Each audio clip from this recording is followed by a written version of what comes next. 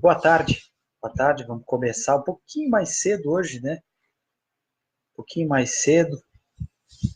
Vou tentar começar a fazer sempre um pouco mais cedo das 18 horas, né? Chega do trabalho, dá uma descansada e inicia antes de... Senão começa a dar um pouco de preguiça, enfim. E como eu estava afirmando, então, como eu estava apontando, destacando, né? Hoje, né? Eu acabei escrevendo, antecipando, né? A pauta vai ser falar sobre o golpe militar de 1964 em paralelo ao golpe militar de 2016, fazer alguns comparativos, especialmente porque nós estamos tratando neste atual cenário de um processo de tentativa de revisionismo histórico sem os historiadores, na verdade, sem uma base histórica fundamentada em documentos, uma base histórica fundamentada nos fatos, né, na construção que se dá aos fatos a partir de documentação e de farta documentação que aprove e mostre, né, que nós podemos, diferente do que falou o juiz Sérgio Moro, né, o sinistro agora Sérgio Moro, que não tem como relativizar com 1964, né? A base histórica está clara, é um golpe militar, né? Um golpe militar onde se constrói as tentativas de nuances de fazer com que ele fique teoricamente limpo, como aconteceu em 2016, onde ainda a gente não tem base histórica para apontar que o processo de impeachment da presidente Dilma possa ser enquadrado também como processo de golpe, muito embora nós temos literatura histórica, sociológica e jurídica latino-americana que possam induzir para tal. Inclusive que esta estratégia 1964 e esta estratégia 2016, ela também tem os seus equivalentes latino-americanos, no caso, né, em diversos países. Né? Então, do ponto de vista da intervenção externa, muito clara em 1964, que começa a ficar clara também em 2016, né? E que ocorre não só no Brasil, como em diversos países, em diversos contextos, né? Muito embora 2016 ele foi um pouco mais aperfeiçoado e um pouquinho mais limpo, né? Na Itália, por exemplo, se usa a expressão golpe bianco, né? Uma expressão para induzir uma ideia de que seria teoricamente legal do ponto de vista da lei de impeachment, né?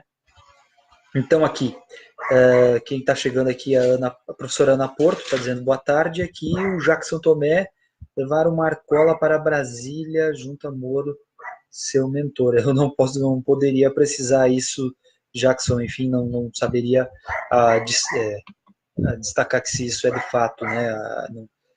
Se nós temos aqui uma base para dizer que isso é de fato verdade, né? Até tem um link, mas eu também não saberia precisar se ele é uma informação correta, né? E de uma fonte que tenha confiabilidade. Mas, pois bem, vamos falar então hoje, no dia 1º de abril, né, que os internautas batizaram como Bolsonaro Day, né? Tá liderando os trend topics aqui no Brasil, né? A expressão, né? O dia 1º de abril na história, em 1964.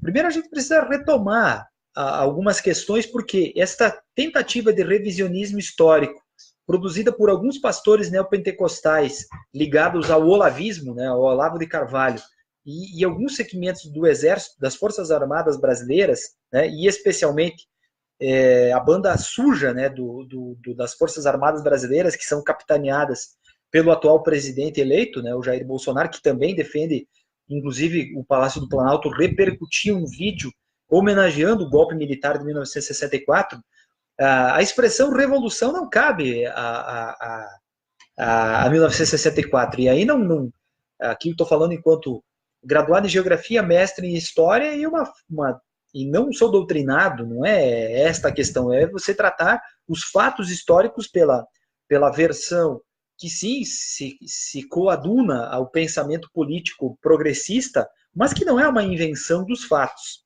E é um pouco sobre isso que eu gostaria de me debruçar. Primeiro, é o antes de. O antes de indica que o Brasil, dentre os anos 30 e 50, foi uma das nações que mais cresceu econômica e socialmente no mundo. Tá?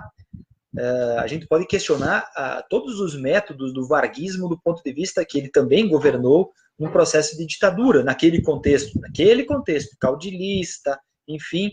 Mas a gente não pode esquecer que as indústrias de base surgem na era Vargas, né, e no entre-meio, né, tanto no mandato que vem com a deposição da República do Café com Leite, a República Velha, em 1930, um processo da Revolução de 30, não é?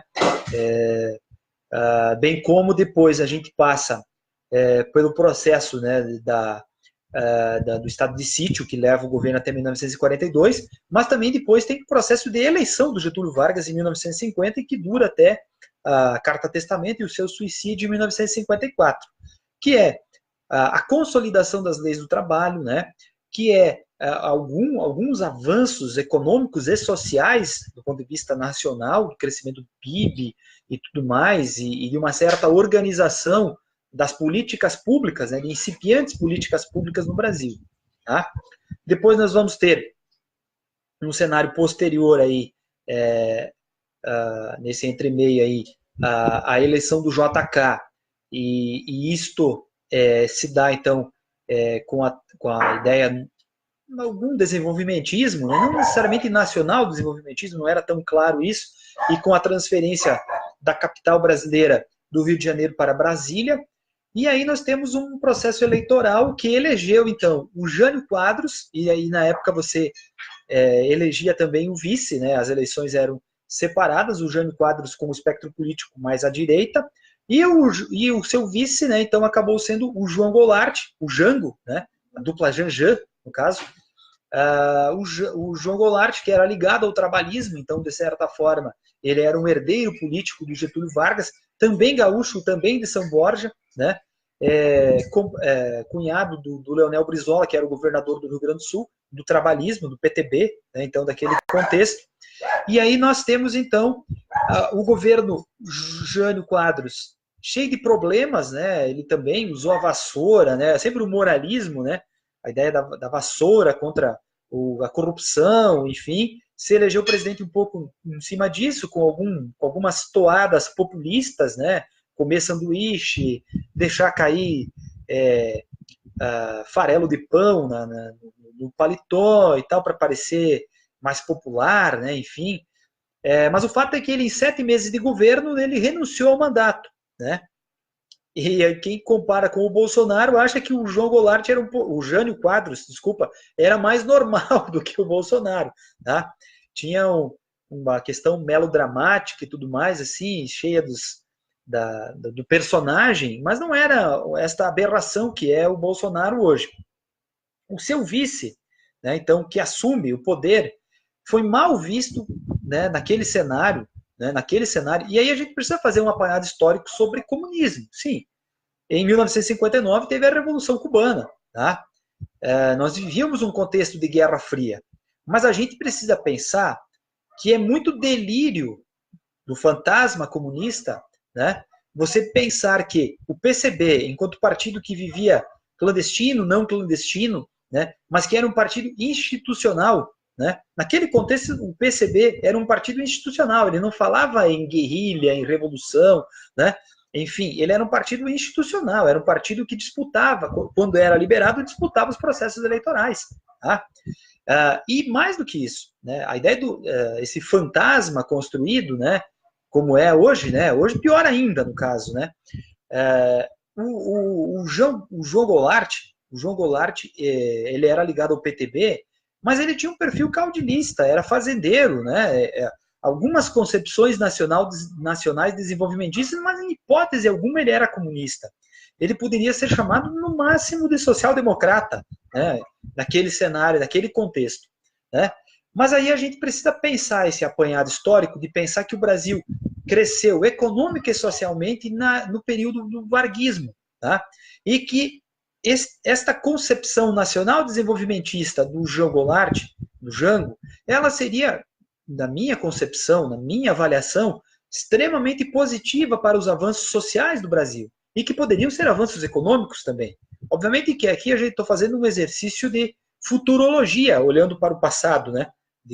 Pensando aquele contexto histórico e pensando do que poderia ter sido implantado, e de como isso se reverberaria na questão social e econômica do país, né?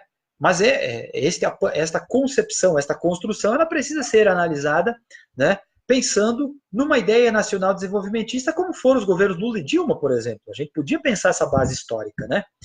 Pois bem, dito isto, a gente precisa pensar que houve, tanto do falecido presidente John Kennedy, né, como do que o sucedeu, né, como do embaixador brasileiro do Brasil, o Gordon, né, Lyndon Gordon, tá, conversas que hoje a Casa Branca publicizou, né, e que está no documentário que a TV Brasil produziu, que todo brasileiro deveria assistir, O Dia que Durou 21 Anos, né, como houve um processo de conspiração que envolveu a CIA, né, em processo de contrapropaganda, né, e inclusive onde se cogitou, né, tem um historiador dos Estados Unidos que é Peter Conluk,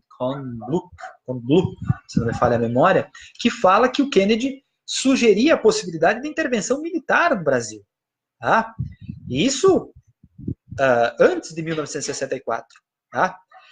Mais do que isso, o IBAD, o Instituto Brasileiro da Ação Democrática, né, ele foi criado, ele lembra muito, todo o IBAD, ele lembra muito o modus operandi da criação do MBL, do Vem Pra Rua, de todos esses movimentos revoltados online e tudo mais, que tem nas suas bases formadoras, e inclusive possivelmente financeiras, interesses econômicos dos Estados Unidos e grupos econômicos dos Estados Unidos. O pessoal fala dos irmãos Koch.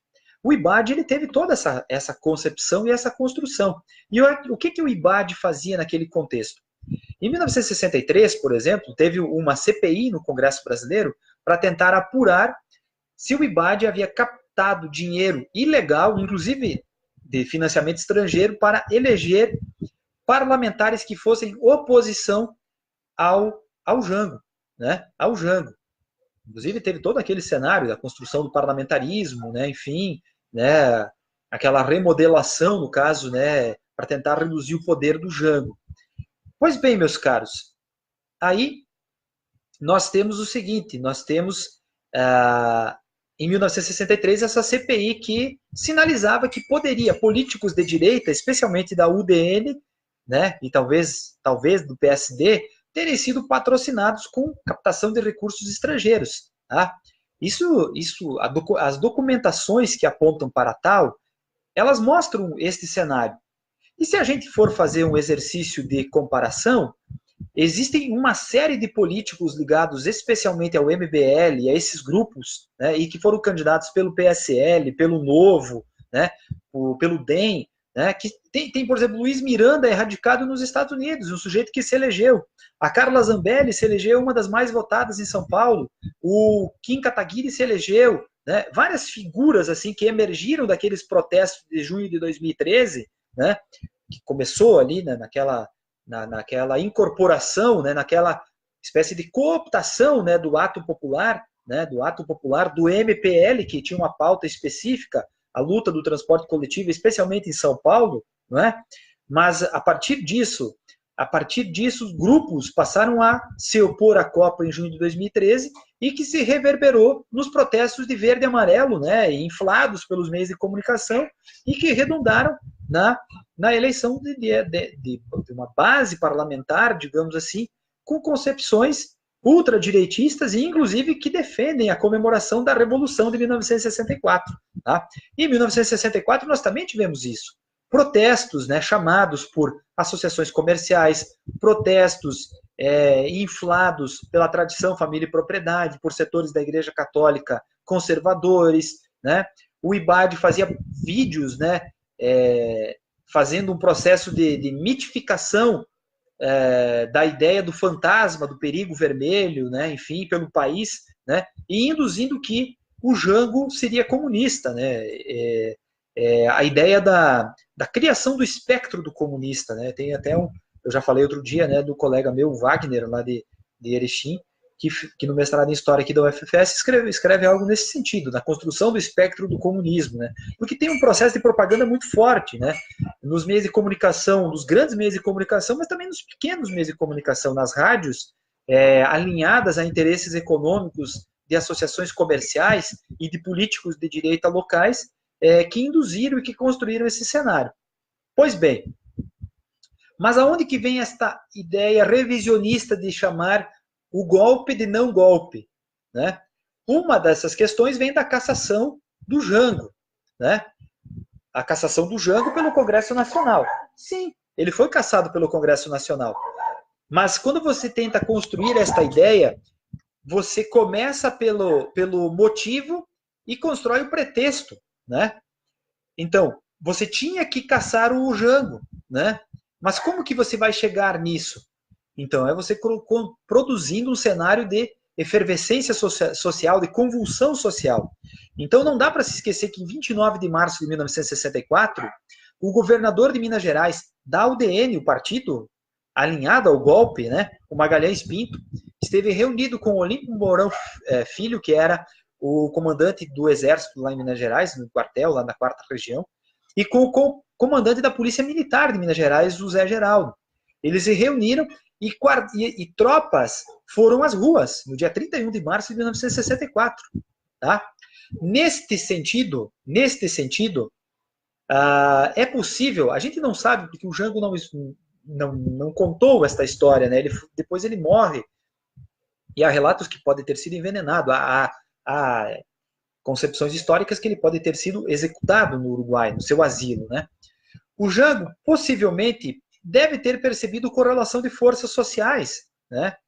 E que, do ponto de vista militar, eles, mesmo tendo apoio da população, e um apoio gigantesco nos comícios das diretas, né? O Leonel Brizola, agora não me falha a memória se ele era governador do Rio Grande do Sul, se ele era governador no Rio de Janeiro, naquele cenário, porque acho que ele foi governador do Rio de Janeiro depois, né? Ele foi governador do Rio Grande do Sul, é verdade. Naquele cenário todo, eles tinham uma base social gigantesca, os apoiando nas reformas de base, na ideia de fazer reforma agrária, na ideia de expandir a universidade pública, né? O Darcy Ribeiro, né, que era um teórico da educação e um trabalhista naquele cenário, tinha concepções de interiorização do ensino superior naquele cenário, né? Naquele cenário lá da década de 60.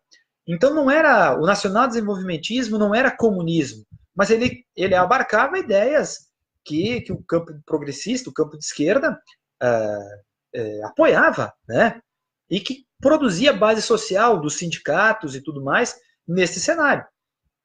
Pois bem, quando você bota as tropas na rua, você produz um cenário que fará com que o Congresso entenda esta correlação de forças. E ao entender esta correlação de forças, no dia 2 de abril de 1964, o Congresso Nacional, presidido por Ranieri Mazzilli, que era alinhado aos militares, o Brasil passou a ser presidido pelo Ranieri Mazzilli, que era o presidente da Câmara dos Deputados. O Auro Moura de Andrade era presidente do Senado. Os dois eram alinhados ao processo de apoio à derrubada do João Goulart, do Jango. Tá? Como era, por exemplo, em 2016, o Eduardo Cunha, né, que era quem abriu o processo de impeachment, ele era contra Dilma Rousseff. Né? Então, você ter a pessoa-chave no posto-chave também é uma estratégia de você construir, né, aquilo que você deseja. E aquilo que, nesse cenário, tanto em 2016 como em 1964, as elites econômicas desejavam.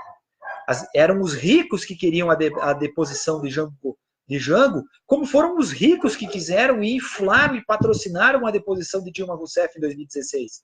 Tá? Esse paralelo, esse comparativo, ele tem que ser estabelecido, ele tem que ser dito, ele tem que ser feito. Tá? Pois bem, então, ao declarar vacância, o Congresso Nacional declarar vacância da cadeira de presidente, sendo que João Goulart estava no Brasil, é um golpe. Você tentar construir um verniz de um processo de cassação, né? Não vai mudar o contexto histórico construído para se chegar a tal. Inclusive, a ideia de produzir maiorias, porque o Brasil não é um regime parlamentarista. Né? Por mais que tentou se construir com o Jango, no caso, a concepção brasileira é de regime presidencialista. Então, quando se constrói maiorias aqui, né, é de coalizão de regime de governo presidencialista, no caso, mas não é para você instituir um primeiro-ministro, como é nos regimes parlamentaristas. Tá? Então, isso tem que ficar muito claro também. Tá? Pois bem, então quando você declara vaga a cadeira de presidente, né, e que isso, em tese, não teve nenhum tiro, né, é isso que os militares falam, os militares tomaram o poder sem dar um tiro. É a principal razão de você saber que você não tinha um processo revolucionário em curso, né? Que você não tinha a Revolução Comunista em curso. Porque se ela tivesse, cadê esses comunistas? Cadê esse perigo vermelho todo? Foi um fantasma construído, um fantasma, como é agora, como se fala do bolivarianismo, do não sei o que e tal, como se produziu esse cenário do comunismo, né, que Lula comunista, Dilma comunista, Raquel Sherazade agora é comunista, o Temer era comunista, né? É um absurdo a construção de uma direita extrema, extremista, autoritária, prepotente, arrogante, ela passa muito por construir fake news, né? Por um processo de fake news. Por isso que hoje tem que ser chamado de Bolsonaro Day, porque na verdade o dia da mentira deveria ser reservado ao período militar e ao Bolsonaro, que é um sujeito que homenageia os torturadores da ditadura militar. Tá? Então, dito isto, vamos a outros fatos, que eu quero desmistificar agora. E eu fiz um processo de leitura rápido, né, de várias matérias produzidas no The Intercept Brasil, pela BBC, pelo El País, né, que são imprensa de fora, né, dos Estados Unidos, da Inglaterra, da Espanha, com textos em português que produzem matérias excelentes, né? Excelentes. E o documentário O Dia que Durou 21 Anos, produzido pela TV Brasil, que tem no YouTube, também super recomendo, tá, pessoal? Pois bem, vamos voltar agora aqui. Se você teve uso de espionagem da CIA e você teve embaixador estadunidense aqui no Brasil produzindo uma desintegração, digamos assim, produzindo contra-propaganda, possivelmente colocando agentes, né? Em 2016, que começa antes, tem a espionagem da NSA na presidente Dilma. Essa turma da Lava Jato de Curitiba estudaram nos Estados Unidos, fizeram um acordo com a Justiça dos Estados Unidos agora. Tá? É muito provável que os interesses estadunidenses estiveram presentes na deposição de Dilma Rousseff. E é muito provável que se operou o direito lá atrás. Aliás, o Moro foi assistente da Rosa Weber em 2005 no STF, né? E há os que dizem que ele confidenciou amigos que ele queria prender o Nine. E para isso, né, o mensalão, a P470, no caso, não batia no presidente, porque você não tinha o ato de ofício determinado. Né? E a condenação do Lula era por ato de ofício indeterminado. Né? A operação, a mudança das leis, né, por incrível que pareça, ela se dá sob o governo Dilma. Inclusive, o Instituto da Delação Premiada, que é uma coisa... eu tenho uma série de controvérsias no Instituto da Delação Premiada. O sujeito fica um ano preso e aí sai da cadeia porque delatou fulano, delatou ciclano e não se interessa muito com os fatos, com as provas, né? O fato é que ele delatou e saiu com dinheiro, como é o caso do Palocci, né? Sai com grana, com bastante dinheiro, né? Inclusive, se a gente fosse querer purificar esse país, a gente teria que ir a fundo nesses processos de acordo de delação premiada, que eles fossem escancarados, assim, escancarados, inclusive, o que se faz nos bastidores, tá?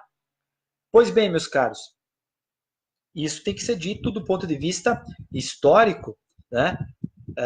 Neste paralelo, nesta comparação, que o uso das instituições possivelmente contaram em 1964 escancarado com a ajuda da CIA, né? E que possivelmente tem em 2016 e que pode ter iniciado em junho de 2013, né? Enfim. Agora nós vamos para o segundo campo, né? Que é o campo econômico. Né? Se criou uma quimera, uma falsidade de que a ditadura militar era boa, economicamente falando. Né? A gente esquece, por exemplo, né? Mas se tu for falar isso, né? O milagre econômico ele durou de 1969 a 1973. Então é verdade que nesse período, logo após o AI-5, o Brasil viveu um processo de crescimento econômico muito grande. inclusive na faixa de 10% ao ano. Isso é verdade, né? Mas tem que pensar qual é o custo que você chegou nisso. Primeiro, muito investimento estrangeiro que produziu dívida externa, né? Um achatamento do valor de compra do salário mínimo. O salário mínimo do trabalhismo, da era Vargas, tinha um poder de compra que era maior do que o salário mínimo do que ele é hoje, no caso. E ele foi achatado pela metade do valor, nos 21 anos da ditadura militar. O achatamento do salário mínimo fez com que, no primeiro momento, a inflação fosse controlada pelos militares. Também é verdade. Porém, de 1976 para adiante, nós passamos a conviver com processos de hiperinflação. Em 1976, nós estávamos na ditadura. Tá? E a hiperinflação durou na década de 80, que ainda era a ditadura, e depois com o Sarney na transição, com o Collor, que foi o primeiro presidente eleito, até chegar no plano real, na construção do plano real no governo Itamar. Nós convivemos com hiperinflação no governo militar. Né? Então não havia essa ideia do controle e tal. A própria questão do próprio milagre econômico, né, o Delfim Neto, que foi ministro da Fazenda dos militares, ele dizia que o bolo tinha que crescer para depois ser dividido. Né? E o próprio Delfim Neto, anos atrás, ele fala que o único presidente que pode falar para os pobres sem ser hipócrita é o Lula. O Delfim Neto falou isso em entrevista para a Carta Capital. Né? Lá atrás ele falava que o bolo tinha que crescer para ser dividido, mas ele não foi dividido. A ditadura militar ela foi responsável por um aumento gigantesco do processo de construção de acentuar a desigualdade social no Brasil. Os mais ricos serem mais ricos, né? Porque isso foi a muita custa de vidas, né? E esse é outro mito, né? Dos mortos e desaparecidos, né? Você sempre minora esses números, né? Você coloca aí 400, 500 mortos, mas você não coloca nesse cômputo as milhares e milhares de pessoas, de indígenas, de quilombolas, de sem-terras, de poceiros, de ribeirinhos, que foram executados no processo de concentração de renda, né, que começa das famílias ricas aqui do Sul, no processo de expansão da fronteira agrícola, né, rumo ao oeste, né, no Mato Grosso, no Pará, em Rondônia, no Acre, né, execução, né, as execuções de Wilson Pinheiro, de Chico Mendes, de Padre Josimo, de Margarida Alves, tudo isso ocorreu no período militar. São lideranças políticas que foram executadas, são indígenas, são poceiros, né, que foram executados num processo de grilagem, de expulsão e de concentração fundiária, né, de acentuação do tamanho das propriedades, né, e que foi também à custa de muito desmatamento, né, de queimadas, né, de muitas e muitas queimadas, né, os vídeos que começam a ser produzidos no final da década de 70 e 80 sobre isso mostram a Amazônia sendo queimada, o Cerrado sendo queimado, né, em larga escala, né, um descontrole, né. E esse processo de desigualdade social fez com que, quando a ditadura militar deixou de existir, o Brasil era o país da América Latina que menos investia em educação proporcional ao PIB, né? E continua sendo até hoje, infelizmente. Por mais que na era Lula e Dilma você elevou uma parte do processo de investimento, nós ainda somos um dos que menos investe, né? Foi um país que não tinha SUS, né?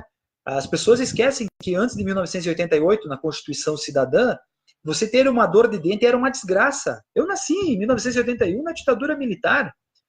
Vocês perguntam como era a nossa vida, né? Aliás, os Titãs têm um álbum, né? Jesus não tem dentes no país dos Banguelas, né? Porque era muito comum as pessoas não terem dente, as pessoas terem muitas cáries, muita dor, né? Só na questão dentária. Na questão de saúde pública, era uma desorganização total. As pessoas pobres eram entregues às filantropias e olha lá, se conseguia atender, os hospitais eram sustentados muito por isso, né? Você fazia uma rifa, você fazia uma festa, você fazia uma macarronada, né? Você não tinha uma estrutura consolidada para tal. A própria questão do acesso à universidade pública, ela era elitista, era distante, tá? Muito embora os militares também produziram seus campi, né, com as suas intenções ideológicas, inclusive também, não dá para se negar. Os militares também produziram algumas grandes obras, né, e isso também derruba o mito da não corrupção, né. Se estima que na época dos militares a corrupção ela chegava próximo aos 10% do PIB. Né, um consultor de direita chamado Ricardo Senna escreveu isso. Você não tinha Tribunal de Contas da União, ninguém denunciava, jornalista que falava isso era censurado, ou desaparecia, ou tomava um pau, né? Tipo, era comum isso. Hoje o pessoal fala, hoje os analistas estimam que a corrupção brasileira, somando toda a corrupção que envolve prefeituras, iniciativa privada e tudo mais, ela corresponde a cerca de 1% do PIB. Hoje nós temos controle, nós temos órgãos de controle, nós temos CGU, nós temos TCU, e tenta se fugir da intervenção autoritária, né? E o governo Bolsonaro ele reedita um pouco do autoritarismo, né, sobre as instituições. Inclusive, quando você não quer nomear, no caso do Temer, né, não quis nomear o primeiro procurador-geral da República, o primeiro da lista tríplice. É muito clássico isso. É você ter o controle dos processos. Lula e Dilma indicaram sempre o primeiro da lista tríplice dos procuradores-gerais da República. Sempre foi. Né? Como foi sempre o primeiro da lista tríplice dos eleitos para reitor de universidades públicas. Né? Então, feito este paralelo, né, nós temos muito claro, então, que, do ponto de vista econômico, você achatou o salário mínimo, você acentuou a desigualdade social, as políticas públicas não chegavam na população, você não tinha um sistema único de saúde estabelecido, ele só passou a existir na democracia em 1988. Os financiamentos agrícolas eram muito raros e com juros muito altos. O processo de crescimento econômico do milagre econômico produziu um endividamento gigantesco do Brasil, né? Foi assim na faixa de 3 bilhões para quase 100 bilhões a dívida externa brasileira, de dólares, né? A década de 80 passou a ser uma década perdida, e inclusive com os militares governando, né? O Figueiredo foi presidente até 1985, tá? A gente não pode esquecer disso. E a gente viveu a infância e sabia que as políticas públicas eram muito frágeis, né? O Pronaf só veio com muita mobilização popular no governo FHC. O SUS passou a existir e a política de assistência social na luta muito forte que conseguiu colocar isso na Constituição de 88. Né? Os programas de transferência de renda só passaram a ter dimensão, né, com a campanha da Solidariedade, Cidadania, agora não me lembro do Betinho, na década de 90, mas que ganharam força mesmo quando o governo Lula criou o programa Bolsa Família e o programa Fome Zero, né? O combate à fome de maneira intensa existiu com Lula e Dilma, que o Brasil saiu do mapa da fome. Os relatos da década de 70 e 80 eram que as pessoas morriam de fome. No Nordeste brasileiro, as pessoas morriam de fome. Elas tinham que saquear armazéns da Conab, comer feijão estragado, que às vezes ficava lá nos armazéns da Conab e putrefavam, e a pessoa, para não morrer de fome, tinha que saquear o armazém da Conab para poder ter o que comer. Então, meus caros, não se comemora isso. Tá? Não se comemora. Só quem é sádico comemora. Só quem é sádico homenageia o coronel Carlos Alberto Brilhante Ustra, que colocava rato nas genitais das mulheres, nas torturas, na ditadura militar, que arrancava os mamilos das mulheres, que dava eletrochoque nos testículos dos homens, que arrancava as unhas dos homens. Tá? Não se comemora. E outro detalhe que é o detalhe, só os terroristas que eram perseguidos, só os comunistas e os terroristas, né? Meus caros, a luta armada, ela passou a existir quando as pessoas não tinham mais direito a voto, tá? Quando você caçou os partidos políticos, estabeleceu dois, a Arena, né, cujo fruto hoje, depois foi o PDS, daí com a divisão o PFL, que hoje o PDS é o PP e o PDS é o DEM, o partido do ministro da Casa Civil, o Onyx Lorenzoni, o partido do presidente do Senado, o Rodrigo Maia, o partido do presidente da Câmara, desculpa, o Rodrigo Maia, do Senado, Davi Alcolumbre, né? E o PP é o partido do Maluf, por exemplo, quando você fala em não corrupção. O Maluf foi governador biônico do estado de São Paulo, tá? Agora ele foi preso por crimes que ele cometeu na ditadura militar, de corrupção. O vice-governador de São Paulo, Marinho, é o sujeito da CBF. A CBD, que hoje é a CBF, na verdade, todas as confederações, quase todas as confederações esportivas, elas são o melhor modelo do que é o modelo autoritário da ditadura militar. Porque muitos desses dirigentes se reproduzem no poder desde os anos 70, quando eles eram alinhados à ditadura, né? Então, todos esses slogans, Pátria Amada Brasil, Brasil ame ou deixo e tal, foram objeto de propaganda do governo militar. O uso da seleção brasileira como ferramenta de propaganda militar na década de 70, inclusive afastando o treinador da seleção, Cláudio Coutinho, porque supostamente ele era comunista, né? As pessoas que foram perseguidas, torturadas, que desapareceram ou que tiveram que se exilar, nem todas elas eram comunistas. Teve gente que acabou sendo detido porque organizava um grêmio estudantil, né? Porque organizava uma passeata do meio ambiente, ou porque simplesmente porque ajudou alguma pessoa que eles consideravam subversiva, ou porque eles desconfiavam que esta pessoa era subversiva, ou porque esta pessoa tinha algum alinhamento ao PTB, porque onde não existia o Partido Comunista, no caso, aí você perseguiu o PTB, o Partido Trabalhista, tá? E inclusive pessoas que aderiram ao MDB, que era o partido, o sim senhor da ditadura militar, né, o único partido aceito enquanto oposição, que virou o PMDB e que hoje voltou a ser o MDB, né? Teve militares que foram caçados, tiveram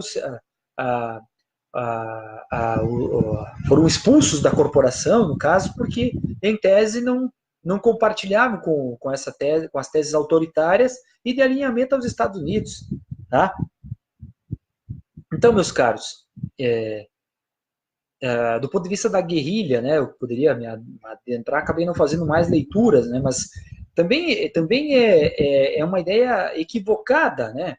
Porque, por exemplo, os processos de guerrilha eles passaram a ocorrer no momento posterior, especialmente à adoção do Ato Institucional número 5, que caçou entidades, que fechou a UNIC, né, que prendeu dirigentes estudantis, dirigentes sindicais, né, que não aceitava protestos. O Lula foi preso. O Lula não era comunista.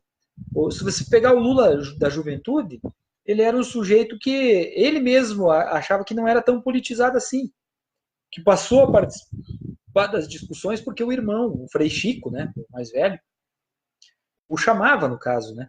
Não, o mais velho é o Vavá, desculpa, o Frei Chico é um outro dos irmãos, mas é um dos mais velhos, né? E a partir disso passou a participar dos sindicatos metalúrgicos e daí pelo carisma e tudo mais acabou então fazendo parte, né? Fazendo parte da diretoria e depois acabou sendo presidente. E quando o presidente do sindicato foi preso, num contexto que já se dizia que era a dita branda, não mais a ditadura, né? Então, meus caros, nós estamos falando de 21 anos em que os direitos políticos foram suspensos, mandatos foram cassados, músicas foram censuradas e proibidas, né, de Milton Nascimento, de Chico Buarque, Caetano Veloso, até mesmo do Raul Seixas, né, teve músicas censuradas, né, você teve torturas a artistas, a sindicalistas, a dirigentes sindicais, a dirigentes de coletivos ambientalistas, e a várias pessoas que teoricamente são comuns. Sequestro de crianças, e tem mais um outro detalhe, o detalhe da violência urbana, né? É óbvio que na época da ditadura militar você tinha menos violência urbana do que tem hoje, mas a violência urbana explodiu no período da ditadura militar, porque também foi um período de intensa propaganda de produção do êxodo rural que inchou as cidades. Você teve um processo de concentração fundiária que expurgou do campo muitos agricultores, né? Até 1960 o Brasil era um país extremamente agrário, né? E esse crescimento urbano gigantesco, desacompanhado de políticas públicas, fez com que, por tabela, a violência urbana aumentasse. Você vai ter, nesse contexto, o surgimento de vários coletivos, de vários grupos, né, de crime organizado no Rio de Janeiro, em São Paulo, né, os bicheiros, né, a constituição do poder dos bicheiros, né, e a violência urbana ela aumenta no período militar. Eu não vou dizer que hoje a violência urbana é menor do que no período militar, é mentira, né? Hoje a violência urbana é maior do que no período militar. Por quê? Porque as grandes cidades continuaram a ser inchadas, né? E o processo de política de segurança pública é todo equivocado. O Rio de Janeiro é um exemplo muito clássico disso, né? Uma política de segurança pública que não dá certo, só repressiva, né? Só repressiva, né? Só repressiva, que cria guetos, inclusive de constituição de crime organizado dentro das polícias, como é o caso das milícias, né? Aquelas que que a família Bolsonaro homenageia em assembleias e que acha que deveria ser um modelo para a sociedade, né? Enfim. Então, meus caros, bastante hoje falamos, né? Recomendo aqui algumas matérias do The Intercept Brasil, da BBC. Se vocês digitarem Intercept Brasil, ditadura, BBC, ditadura, o país, ditadura, ou mesmo o dia que durou 21 anos, o dia que durou 21 anos, no documentário da TV Brasil, a própria questão do livro que fala da Operação Condor, né? Agora não recordo de cabeça, em série de entrevistas, né? Hoje, por exemplo, se você procurar no Brasil de Fato, vai achar uma entrevista com o João Goulart Filho, que foi candidato a presidente do PPL, o filho do Jango, tá? Nós temos uma série de relatos, e uma série de relatos que mostram que quem governa no Brasil hoje é motivo de nos envergonhar perante o mundo, porque a ONU se posicionou contra, né, aquele áudio, né, aquele vídeo produzido pelo Palácio do Planalto, né, espécie de comemoração ao golpe militar de 1964. E eu tenho base histórica, sociológica e também jurídica para dizer que nós temos dois golpes militares, um golpe militar em 1964 e temos um golpe jurídico, político, midiático e parlamentar em 2016. E nós temos base histórica, sociológica, geopolítica para indicar isto, tá? Dilmar está aqui me parabenizando, aqui, obrigado. Eu já falei bastante e me despeço dizendo: ditadura nunca mais, Lula livre, que é um prisioneiro político do golpe militar de 2016 e que sem a prisão dele nós não teríamos essa aberração chamada Jair Bolsonaro prejudicando o Brasil. E só para lembrar, se a ditadura militar empobreceu as pessoas, o golpe de 2016 tem feito isso. As pessoas no Brasil têm regredido socialmente. O Brasil regride do ponto de vista do direito, o salário mínimo começa a ser achatado de volta, porque, na verdade, a receita é a mesma, né? Só que desta vez você trocou a farda pela toga. Tá? Ditadura nunca mais, ditadura não se comemora.